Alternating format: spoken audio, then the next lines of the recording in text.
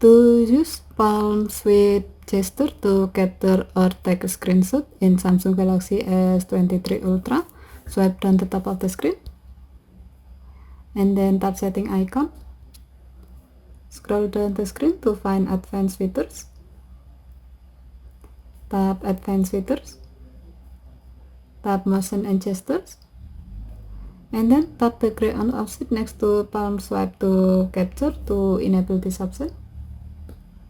The switch turns blue when it's on. Now you can easily take a screenshot by swiping the edge of your palm across the screen. The screenshot result will be displayed at the bottom of the screen.